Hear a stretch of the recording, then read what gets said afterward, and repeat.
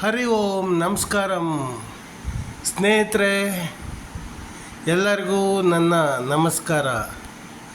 ನಾನು ಇವತ್ತು ಈ ವಿಡಿಯೋ ಮಾಡುವ ಉದ್ದೇಶ ಏನಂದರೆ, ಈ ಪ್ರತಾಪ ಸಿಂಹ ಅವರನ್ನು ಇಬ್ರಾಹಿಂ ಸಾಹೇಬರು, ಕಾಂಗ್ರೆಸ್ ಪಕ್ಷದ ಇಬ್ರಾಹಿಂ ಹೇಳ್ತಾರೆ, ಪ್ರತಾಪ ಸಿಂಹ ಗಂಡಸು ಅಲ್ಲ ಅಂತ ಹೇಳ್ತಾರೆ.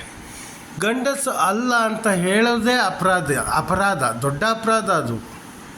ಯಾಕೆಂದರೆ ಒಬ್ಬ ವ್ಯಕ್ತಿಯನ್ನು ಗಂಡಸಲ್ಲ ಅಂತ ಹೇಳ್ತಾರೆ ಅಂದರೆ ಅದು ದೊಡ್ಡ ಅಪರಾಧವೇ. ಪ್ರತಾಪ ಸಿಂಹ ಗಂಡಸು ಅನ್ನೋದಕ್ಕೆ ಪ್ರೂಫ್ ಇದೆ.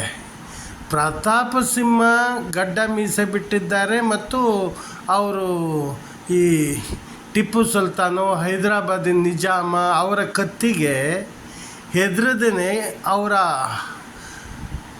ಅಜ್ಜ ಅಜ್ಜಿ, ಮುತ್ತಜ್ಜಿ, ಅಪ್ಪ ಅಮ್ಮ ಎಲ್ಲರೂ ಸಹ ಧೈರ್ಯವಾಗಿ ಹಿಂದೂ ಧರ್ಮದಲ್ಲೇ ಬದುಕಿದ್ದಾರೆ.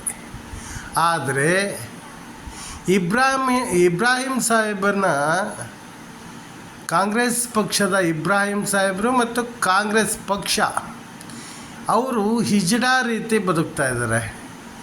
ಅವರೆಲ್ಲರೂ ಈ ನಿಜಾಮ, ಹೈದರಾಬಾದಿನ ನಿಜಾಮ ಮತ್ತು ಟಿಪ್ಪು ಸುಲ್ತಾನನ ಕತ್ತಿಗೆ ಹೆದರಿ ಪವಿತ್ರ ಹಿಂದೂ ಧರ್ಮವನ್ನು ಬಿಟ್ಟು ಇಸ್ಲಾಂ ಧರ್ಮಕ್ಕೆ ಮತಾಂತರ ಆದವರು. ಅದಕ್ಕೆಲ್ಲ ಪ್ರೂಫ್ಗಳು ಇದೆ. ಅವರು ಯಾರ್ಯಾರ ಮಕ್ಕಳಾಗಿದ್ದರು ಅನ್ನೋದಕ್ಕೆ ಪ್ರೂಫ್ ಇದೆ. ಎಲ್ಲಿಂದಲೋ ಯಾವುದೋ ದೇಶದಿಂದ ಓಡಿ ಬಂದು ನಮ್ಮ ದೇಶದವರನ್ನೇ ಗಂಡಸರು ಅಲ್ಲ ಅಂತ ಹೇಳ್ತಾರಲ್ಲ ಇವರು. ಈ ಇಬ್ರಾಹಿಂ ಸಾಹೇಬೇ ಇರ್ಬೋದು ಅಥವಾ ಈ ಕಾಂಗ್ರೆಸ್ ಪಕ್ಷದವರೇ ಇರ್ಬೋದು. ಆದರೆ ಇಲ್ಲಿ ಪ್ರತಾಪ ಸಿಂಹ ಗಂಡಸು ಅನ್ನೋದಕ್ಕೆ ಪ್ರೂಫ್ ಇದೆ.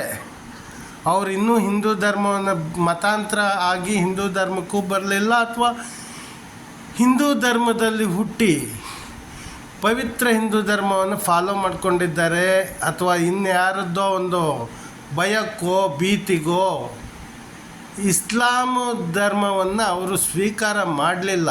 ಹಾಗಾಗಿ ಪ್ರತಾಪ ಸಿಂಹ ಅವರು ಒಬ್ಬ ಗಂಡಸು ಅನ್ನೋದಕ್ಕೆ ಪ್ರೂಫ್ ಇದೆ. ಆದರೆ ಇಬ್ರಾಹಿಂ ಸಾಹೇಬ್ ಇರ್ಬೋದು ಅಥವಾ ಕಾಂಗ್ರೆಸ್ ಪಕ್ಷನೇ ಇರ್ಬೋದು, ಅವರೆಲ್ಲರೂ ಹಿಜಡಾಗಳ ಹಾಗೆ ಬದುಕ್ತಾ ಇದ್ದಾರೆ.